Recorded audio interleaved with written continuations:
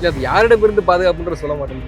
யாரிடம் இருந்துன்னா உங்களுக்கு தெரியாது, என்ன எல்லாம் தான் தெரியும். என்னுடைய பிள்ளைங்களுக்குலாம் ரோல் மாடலாக நாங்கள் அனுபவம் தான் காட்டுவோம். ஆனால் இவர் பெத்த அப்பனையே இவ்வளோ துரோகம் பண்ணுறாரு அப்படின்னு நம்ம காது பட கேட்கும் பொழுது மனசெல்லாம் வலிக்கும். குடும்ப தகராறு அப்படின்னு தானே வெளியே தெரியப்படுது. குடும்ப தகராறா அப்படின்னு சொல்ல முடியாது, காலம் தான் பதில் சொல்லுவேன். தமிழ்நாட்டில் பாளையங்கோட்டையை தவிர அவர் போகாத சிறையே இல்லை. ஆனால் நம்ம அண்ணன் அன்புமணி அவர்கள் கண்ட சிறை எது? இப்போ கூட பாருங்கள், ஒரு தவறான தகவலை கொடுத்தா லட்டு வாங்கிடுவாங்க. பீகாரில் பாட்டாளி அமைச்சு போட்டுருக்குதா? பீகாரில் பாட்டாளி நீங்கள் பார்த்தா உங்களை பார்த்தா ஒரு இந்திக்காரர் மாதிரி இருக்கிறீங்க. உங்களுக்கு வேணால் கொடுக்க சீட்டு கொடுக்க நிற்கிறீங்களாங்க. தாவேக்கா கூட பேச்சுவார்த்தை போய்கிட்டு இருக்கு. பாமகவுக்கும் தாவேக்காவுக்கும் இடையான உடன்படிக்கை ஏற்பட போகுது. அது தெரியல. அண்ணன் அன்புமணி என்ன பண்ணாங்க? மருத்துவர் ஐயா அவர்கள். சர்மிளா டாக்கீஸ் நேயர்களுக்கு வணக்கம். இந்த நேர்காணலில் நாம் சிந்திக்கிருப்பவர் பாட்டாளி மக்கள் கட்சியின் இணை பொதுச் செயலாளரும் முதன்மை செய்தி தொடர்பாளரும் சேலம் மேற்கு தொகுதி சட்டமன்ற உறுப்பினருமான திரு அருள் அவர்கள். வணக்கம் சார். வணக்கம். நல்லா இருக்கீங்களா சார்? நல்லா இருக்கேன். சுட சுட ஒரு செய்தி, ராமதாஸ் அவர்களுக்கு பாதுகாப்பு கோரி தலைமை செயலாளர் சந்திக்க இருக்கீங்க. தலைமை செயலாளர், உள்துறை செயலாளர், டிஜிபி 3 பேர்த்தையும் சந்திக்கிறேன். இது இன்னும் ஒரு ஒரு மோதல் போக்க உருவாக்காதா? நீங்க எப்படி பார்க்கல? இல்லை, நாங்கள் என்னன்னாங்க, இது பாதுகாப்பு கேட்கறது எப்படி மோதல் போக்கு உருவாக்கும்? நாங்கள் இப்போ எங்கள் ஐயா இப்போ தைலாபுரம் தோட்டத்தில் இருக்காங்க. இனிமேலும் வருங்க காலத்தில் நாங்கள் இந்த டூர் ப்ரோக்ராம் போட ஆரம்பிச்சிட்டோம். தேர்தல் பயணத்தில் நிறையா போகிறாங்க.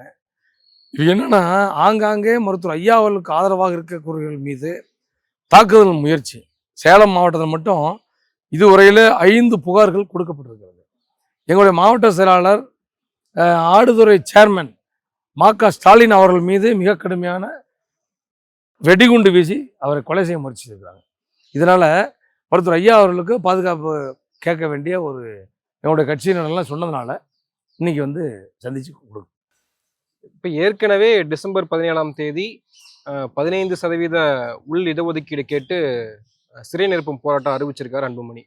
இப்போ ராமதாஸ் அவர்களும் போராட்டத்தை அறிவிச்சிருக்காரு. இது இன்னும் இவர் கேட்கறது 10.5% இடஒதுக்கீடு. அப்போ இது ஒரு சமூகத்துக்கு மத்தியில ஒரு குழப்பத்தை ஏற்படுத்தக்கூடிய விஷயம் தானே? மருத்துவர் ஐயா அவர் சொல்லுவது, கேட்டது 20% இடஒதுக்கீடு. உங்களுக்கு தெரியும், வன்னியர் சமுதாயத்துக்கு தனி இடஒதுக்கீடு 20% வேணும்னு சொல்லி மருத்துவர் ஐயா அவர்கள் தொடர்ந்து 46 ஆண்டுகளாக, இன்னைக்கு நேற்று இல்லை, 46 ஆண்டுகளாக வலியுறுத்தி வருகிறார்கள். கடந்த ஆட்சியிலே நம்முடைய மாண்புமிகு முன்னாள் முதலமைச்சர் அண்ணன் எடப்பாடியார் அவர்களை பொறுத்தவரையில் எங்களுக்கு உடனடியாக கொடுத்தாதான் நான் கூட்டு சேருவேன்னு சொன்னனால அந்த நேரத்தில் இருந்த தரவுகளின் அடிப்படையில் 10.5% கொடுத்தார். இப்போ அந்த 10.5% இடஒதுக்கீட்டை உறுதி செய்ய வேண்டும். அதை உறுதி செஞ்சுட்டா எங்கள் ஐயாவுக்கு 10.5 பத்தாது, 15 பத்தாது. அவருடைய ஒரே சிந்தனை 20% இடஒதுக்கீடு வன்னியர்களுக்கு வேணும். தலித் மக்களுக்கு வழங்கி கொண்டிருக்கிற அந்த இடஒதுக்கீட்டினுடைய அளவும் பத்தாது. இது எல்லாத்தையும் விட ஒரு சமுதாயத்துக்கு சாதி வாரியாக கணக்கெடுப்பு நடத்தணும். சாதி வாரியாக கணக்கெடுப்பு நடத்தி அந்த ஒரு சாதிக்கும் இடஒதுக்கீடு வழங்கணும். அதற்கு முன்பு இந்த 10.5% உறுதி செய்ய வேண்டும் என்பதுதான் அவருடைய வேண்டுகோள். இப்போ கூடுதலாக கொடுன்னு சொல்லி கேட்குறேன்னு வச்சுங்க, அதை நாள் கடத்துறதுக்காக அது ஒரு காரணமாக மாறிடக்கூடாது. இப்போ அன்புமணி அவர்கள் கேட்பது 15ல் 20% ஐயா கேட்குறாங்க. இப்போ 10.5% தான் தரவுகளை அவர்கள் தயார் செய்து வைத்திருக்கிறார்கள். இப்போ இது ஒரு காரணமாக போச்சுன்னு வச்சுங்க, 15% கேட்குறாங்க, நான் இன்னும் எனக்கு 1 வருஷம் டைம் கொடுன்னு கேட்பாங்க. அதுக்காக தான் உடனடியாக 10.5 வேணும். அப்புறம் அதுக்கு மேலே 20% போராடும்.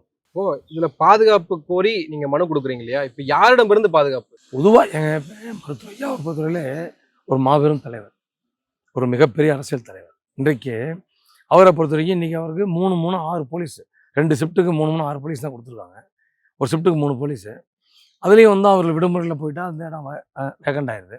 தைலாபுரம் தோட்டம் என்பது தனி வீடு. அங்கே உங்களுக்கு தெரியும், அந்த பாண்டிச்சேரி நெடுஞ்சாலையில் இருக்கிற தனி ஒரு இல்லம். மருத்துவர் ஐயாவும் எங்கள் அம்மாவும் மட்டும் தங்கியிருக்கிற இடம், அம்மா அக்கா காந்தி அக்கா இவங்கெல்லாம் இருக்கிற இடம். அந்த இடத்துக்கு ஒரு எப்படின்னா நிறையா தினசரி பார்வையாளர்களும் ஒரு 500 பேர்த்துக்கும் கம்மி இல்லாமல் தினம் வர்றாங்க. தினசரி பார்வையாளர்கள் அவங்க பார்வையாளர் போர்வையில் வேறு யாராச்சும் வருவாங்களோங்கிற மாதிரி ஒரு எண்ணம். அதுக்காக மெட்டல் டிடெக்டர் ஒரு கருவி ஒன்று பொருத்தணும். மெட்டல் டிடெக்டர் கருவி ஒன்று பொருத்தி அந்த கருவி வழியாக உள்ள ஒருத்தரையும் செக் பண்ணி அனுப்புறதுக்கு கூடுதலாக போலீஸ் பாதுகாப்பு வேணும். அதுவும் இல்லாமல் ஐயா அவரோட பயணிக்க செல்லுமிடமும் அந்த கூடுதல் பாதுகாப்பு. அதான் எங்களோட வேண்டும். இல்ல அது யாரிடமிருந்து பாதுகாப்புன்ற சொல்ல மாட்டேன்றீங்க. யாரிடம் இருந்துன்னா உங்களுக்கு தெரியாது, என்ன எல்லாம் தான் தெரியுமே. நான் தான் சொன்னேன் 5 பெட்டிஷன் கொடுத்துருக்குறோம். சேலம் மாவட்டம் மட்டும் கொடுத்துருக்குறோம்.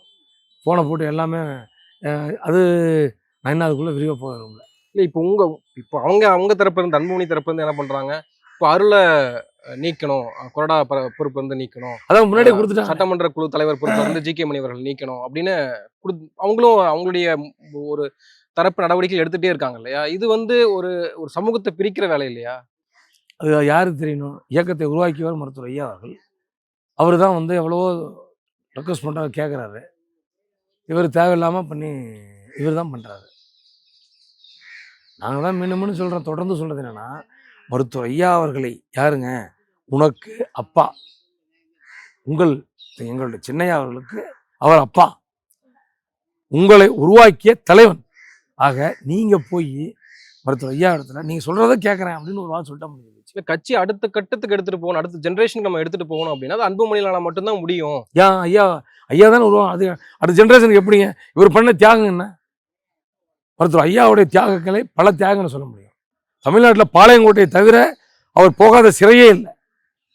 ஆனால் நம்ம அண்ணன் அன்புமணி அவர்கள் கண்ட சிறை எது? புழல் சிறையில் ஒரு வாரம் ஐயாவை கைது பண்ணும்போது சும்மா ஒரு டூர் போய்ட்டு ரொம்ப 2 நாள் போயிட்டு வந்தார். நான் போயிருக்கேன், 18 முறை சிறைக்கு போயிருக்கேன். மருத்துவர் ஐயா பல 100 முறை சிறை கண்டவர், நூற்றுக்கணக்கான போராட்டங்களை செய்திருக்கிறார். அவர் என்ன அப்படி தகுதி? அவர் இந்த அடுத்த தலைமுறையை மாற்றுவதற்கான வாய்ப்பு இல்லாம போச்சு. அடுத்த தலைமுறை இல்லைங்க, அதுக்கு அடுத்த தலைமுறை சிந்திக்கக்கூடிய ஒரு தலைவர். களப்பணி ஆற்ற வேண்டிய அவசியம் இருக்குல்ல. அவர் களப்பணி ஆற்றதான் ஆரம்பம் சொல்லிட்டு இருக்காரு. செயல் தலைவராக இருந்து களப்பணி ஆற்றுங்கன்னு தான் ஐயா சொன்னாரு. அவர் செய்யலையே. செயல் தலைவராக இருந்து களப்பணி ஆற்றுங்கன்னு தான் ரொம்பவும் சொன்னாரு. செய்யலையே அவர். அதுதான் வருத்தமா இருக்கு. இல்லை இப்போ ஐயானால அது முடியுமா? ஏங்க ஐயா தான் முடியுமே. கிராம போறாரு, கிராம போறாரு.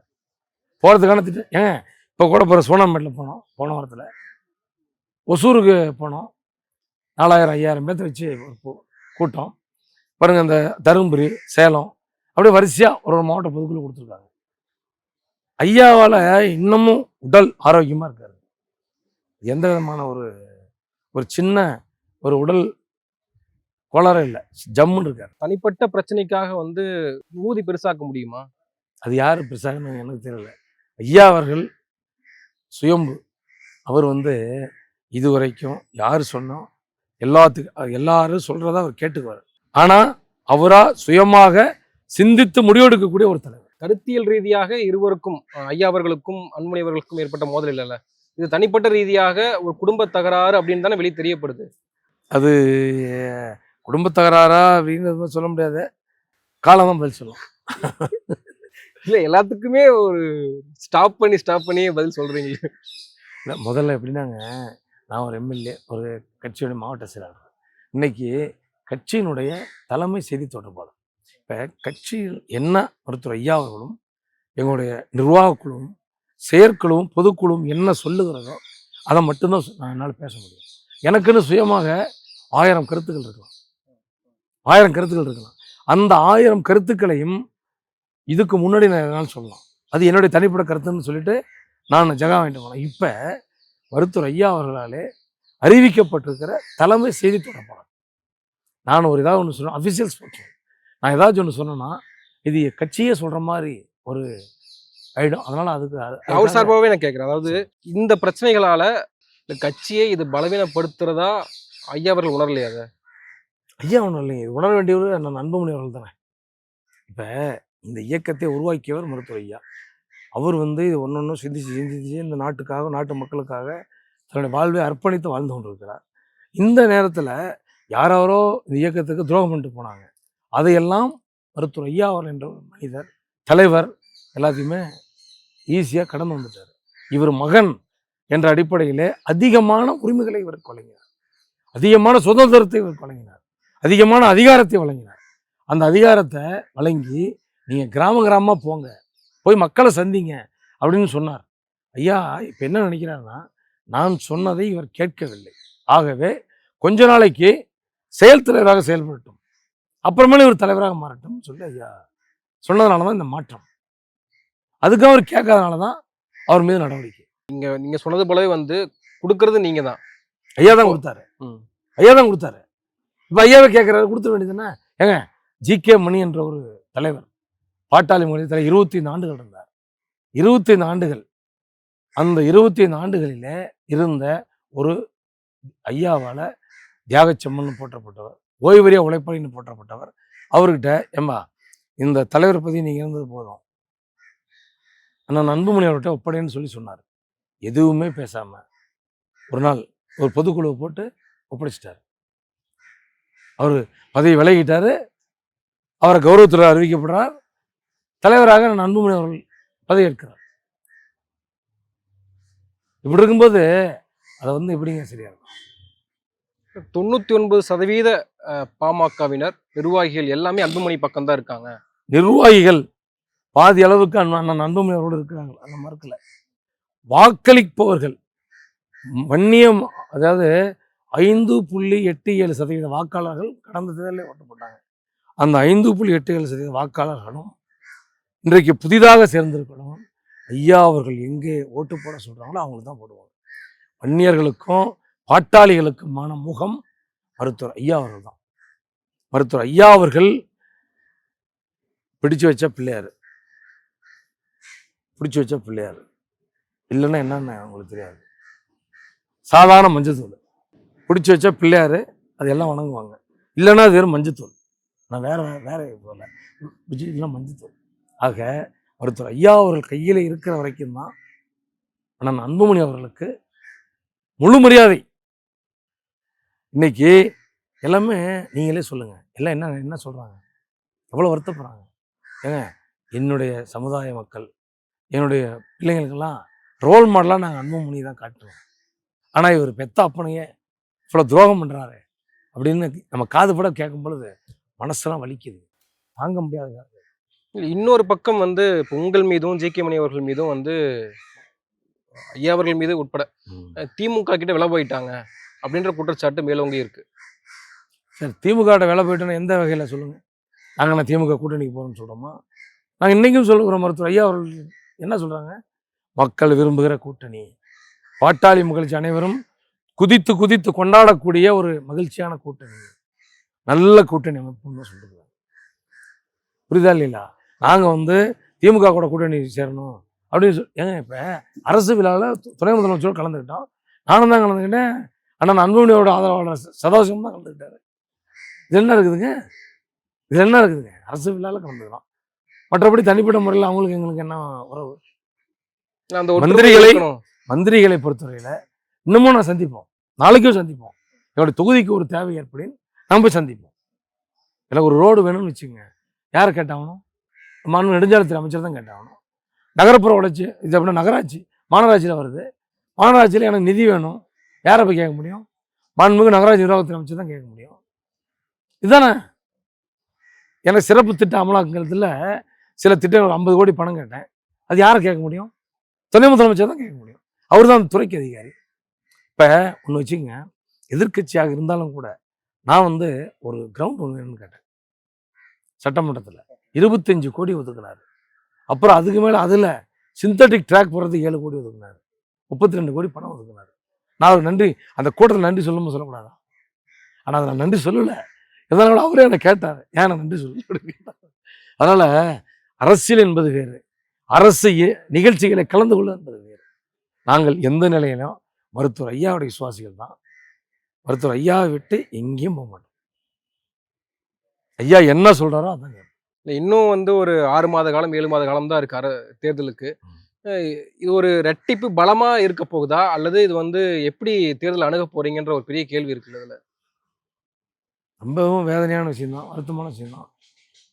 சிந்திக்கவே முடியாத அளவுக்கு ஒரு வேதனை தருகிற செயல் தான் இந்த பிரிவு என்பது. ஆனாலும் கூட அவர்கள் நேற்று கூட ஐயா சொல்லியிருக்காங்க, அவர்கள் ஒரு குழுவாக பிரிந்து போயிட்டாங்க. பாட்டாளி மக்கள் கட்சி என்பது மருத்துவர் ஐயாவோட தான் இருக்குது. என்ன காரணம்னா 28/5/2025 அன்னைக்கு அவருடைய பதவிக்காலம் 3 ஆண்டுகள் நிறைவுற்றது. நிறைவுற்ற பின்னாடி அன்றைக்கே கூடிய நிர்வாக குழு மருத்துவர் ஐயா அவர்களை 29ஆம் தேதி 30ஆம் தேதி வாக்கில் நியமனிச்சிட்டோம். மருத்துவர் ஐயா அவர்களை தலைவராக நியமிச்சாச்சு. அதுக்கு அடுத்து நம்ம இதில் கிளியனூரில் நடந்த மண்டபத்தில் நடந்த செயற்குழு கூட்டத்தில் மருத்துவர் ஐயா அவர்களை அந்த செயற்குழு அங்கீகரித்து விட்டது. அப்புறம் ஆகஸ்ட் 9ஆம் தேதி நடந்த பாண்டிச்சேரியில் நடந்த பொதுக்குழுவில் முழுமையாக ஐயா அங்கீகரிச்சாச்சு. அப்படின்னா பொதுக்குழு உறுப்பினர்கள் 5000 பேர், சிறப்பு அழைப்பாளர் 2200 3000 பேர், இந்த 7800 8000 பேரும் ஏகோபித்த மனசோட மருத்துவர் ஐயா அவர்களை தலைவராக அங்கீகரித்து விட்டார்கள். ஆக பாட்டாளி மக்கள் கட்சி என்பது மருத்துவர் ஐயா தான், மருத்துவர் ஐயா அவர்கள் தான். ஐயா அவர்கள் சொல்லுவது தான் கட்சி, ஐயாவிடம் தான் கட்சி இருக்கிறது. வாக்காளர்கள் அனைவரும் மருத்துவர் ஐயா அவர்கள் பின்னால் இருக்கிறார்கள். அதில் எந்த விதமான சந்தேகமும் உங்களுக்கு தேவையில்லை. இந்த 2026 நடக்கிற தேர்தலிலே மருத்துவர் ஐயா அவர்கள் இணைகிற கூட்டணி அதுதான் வெற்றி கூட்டணியாக மாறும். அதில் சிறிதளவும் யாருக்கும் சந்தேகம் தேவையில்லை. இடையில தேர்தல் ஆணையம் ஒன்று இருக்குல்ல, தேர்தல் ஆணையம் என்ன, எங்களுக்கு அங்கீகரிக்கப்படாத கட்சி, அங்கீகரிக்கப்பட்டு அங்கீகாரத்தை இழந்த இயக்கம். இப்போ கூட பாருங்க, ஒரு தவறான தகவலை கொடுத்தா லெட்டர் வாங்கியிருக்காங்க. பீகாரில் பாட்டாளி கட்சி போட்டிக்குதா? பீகாரில் பாட்டாளி கட்சி நீங்கள் பார்த்தா உங்களை பார்த்தா ஒரு இந்திக்காரர் மாதிரி இருக்குதுங்க. உங்களுக்கு வேணா சீட்டு கொடுக்க நிற்கிறீங்களாங்க. பீகார் பாட்டாளி மக்கள் கட்சி பீகாரில் ஒரே ஒரு உறுப்பினர் கூட இல்லை. பீகாரில் தமிழ்நாட்டில் என்ன காரணம், இந்த ஆண்டு அங்கே தேர்தல் நடக்க போகுது. அங்கே நாங்கள் போட்டியிடணும்னு சொல்லி சில அதிமேதாவிகள் ஒரு பொய்யை சொல்லி வாங்கியிருக்காங்க. அதுக்காக ஐயா சொன்னாங்க நேற்று, தென்கொரியா ஜப்பானெல்லாம் நான் போட்டியிட போகிறேன். எதுக்காக சொன்னா, தவறான செய்தியை தேர்தல் ஆணையத்துக்கு வழங்கி கொடுத்து இந்த கடிதம் பெற்றிருந்தாலும் கூட அந்த கடிதத்தில் எந்த இடத்துலையும் தலைவர் அண்ணன் அன்புமணி அவர்கள் நீங்கள் சொல்ல, தலைவர் பாட்டாளி மக்கள் கட்சி உங்களுக்கு மாமல்லம் சொல்லப்பட்டிருக்குது. இன்னைக்கு தலைவர் யாரு? 28/5 வரையிலே தலைவர் மருத்துவர் அண்ணன் அன்புமணி ராமதாஸ். இன்றைக்கு தலைவர் எங்களுடைய மருத்துவர் ஐயா. ஆக மருத்துவர் ஐயா தான் ஏஃபார்ம் பிஃபார்ம்ல கையெழுத்து போடக்கூடிய அங்கீகாரம் பெற்றார். சட்டப்படி நாங்க தான், பைலாப்படி நாங்க தான் தானே அவங்க சொல்றாங்க. சட்டப்படி பைலாப்படி எல்லா படியுமே ஐயா தான். அதுக்கான ஆதாரங்கள் எங்கிட்ட இருக்குது, நாங்கள் கொடுத்துருக்கோம். அனைத்துமே எங்கிட்ட தான். 63 நாட்டு முத்து நாய்க்கன் தான் பாட்டாளி கட்சியுடைய பதிவு அலுவலகம். நேற்று பாருங்க, டெல்லியில் எங்களுடைய கட்சியினுடைய கௌரவ தலைவர் சொன்னார், மொத்தம் 8 தீர்மானம் தான் போடப்பட்டிருக்கிறது. அதுக்கான மினிட் நோட்டு எங்கிட்ட இருக்குது. 9வது தீர்மானம் ஒரு புதுசாக ஒரு தீர்மானத்தை ஏற்றிருக்கிறாங்க. ஒரிஜினல் மினிட் நோட்டு எங்கிட்ட இருக்குது.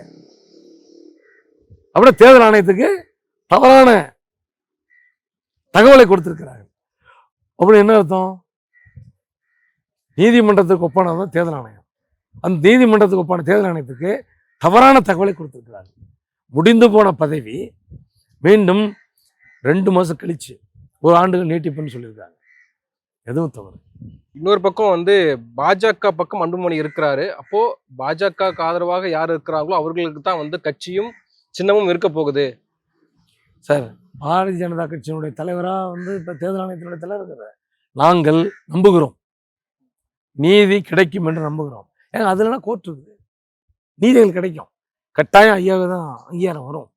அதுலலாம் கோர்ட்டு. ஆனால் அதுக்கான அவசியம் இல்லை. ஏன்னா சட்டத்தை முழுக்க மீறியெல்லாம் பண்ண மாட்டாங்க. தவறான தகவலை மட்டுமே அடிப்படையாக வச்சு பண்ண மாட்டாங்க. நாங்கள் இப்போ உண்மையான தகவலை கொடுத்துருக்கோம். உண்மையான தகவலை கொடுத்ததுனால அவங்களுக்கு வந்து குழப்பத்தில் இருக்கிறாங்க. 61 நாட்டு முத்து நாய்க்கன் தான் கட்சியுடைய பதிவு அலுவலகம். அந்த அலுவலகத்தை எங்கள் சேலம் மாவட்டம் தான் வாங்கி கொடுத்தோம். நாங்கள் தான் சேலம் மாவட்டம். அன்றைக்கு மருத்துவர் ஐயா அவர்களை நிறுவனராக கொண்டிருக்கிற வன்னியர் சங்கம் பாட்டாளி மக்கள் கட்சிக்கு சொந்தமானதுன்னு தான் கொடுத்துருக்கோம். அதான் அந்த அலுவலகம் மருத்துவர் ஐயாவுக்கு சொந்தமானது. அந்த அலுவலகத்தின் பெயருக்கு மீண்டும் அதுவும் தொடர்பு அலுவலகமாக தைலாபுரம் தோட்டத்தையும் அங்கீகரிப்பு. தாவேக்கா கூட பேச்சுவார்த்தை போய்கிட்டு இருக்கு. பாமகவுக்கும் தாவேக்காவுக்கும் இடையான ஒரு உடன்படிக்கை ஏற்பட போகுது. அது தெரியல. அண்ணன் அன்புமணி என்ன பண்ணாங்கன்னு எனக்கு தெரியல. மருத்துவர் ஐயா அவர்கள் இன்னும் எந்த முடிவு எடுக்கல, விரைவே முடிவு எடுப்பார். அந்த முடிவு வந்து திமுக கூட்டணி பக்கம் இருக்குமா சார்? அது எனக்கு தெரியாது, அன்பு பாராட்டுறாங்க அப்படிலாம் கிடையாது. எது எப்படி அன்பு பாராட்டுறான்னு சொல்லுங்க. ஏங்க, நாங்கள் கொடுத்தோம், ஐயா வீட்டில் ஒட்டுக்கங்கறி வச்சான்னு கொடுத்தோம், அதுக்கு நடவடிக்கை இல்லை. அன்பு பாராட்டு இருந்தாலும் இந்நேரம் ஒட்டுக்கங்கறி வச்சது யாருன்னு சொல்லியிருப்பாங்களா இல்லையா? நம்ம எங்களுடைய மாவட்ட செயலாளர் மா.க. ஸ்டாலின் வீட்டில் வெடிகுண்டு வீசப்பட்டது. இன்னமும் உண்மையான குற்றவாளிகளை சில பேர்த்து இன்னும் பிடிக்கல. அதுக்கும் பல அறிக்கைகள் கொடுத்துருக்குறோம், இன்னும் பிடிக்கல. அன்பு பாராட்டம் இருந்தால் இன்னும் செஞ்சிருக்கணும் இல்லையா? எங்களுக்குள்ள 1000 கருத்து முரண்பாடுகள் இருக்குது, வெளியே சொல்ல முடியாது. ட்ரஸ்ட் யார் பக்கம் இருக்கு? ஏங்க அது ட்ரஸ்ட் ஐயா தானே, ஐயா தான் நிறுவனம் அதை. அதனுடைய தலைவர் ஐயா தான். முழுக்க முழுக்க அதனுடைய அதை இன்றைய வரைக்கும் நிர்வகித்துக் கொண்டிருப்பார் மருத்துவர் ஐயா. அது வந்து என்னங்க, உலகெங்கும் வாழும் வன்னிய மக்களுக்கு சொந்தமானது. எல்லாமே பிற்படுத்தப்பட்டு தாழ்த்தப்பட்டு ஒடுக்கப்பட்ட எல்லா மாணவர்களும் கிட்டத்தட்ட 4000 பேர் படிக்கிறாங்க. ஐயாவோட இலக்கு 1,00,000 மாணவர்கள் இங்கு பயில வேண்டும். அந்த அளவுக்கு ஒரு பல்கலைக்கழகமாக அதை உருவாக்க வேண்டும் என்பதுதான் மருத்துவர் ஐயாவுடைய ஆசை. அது விரைவில் நடக்கும். நன்றி சார், நிறைய விஷயங்களை தெளிவுபடுத்திருக்கீங்க. நேரத்துக்கு மிக்க நன்றி. நன்றி, மகிழ்ச்சி.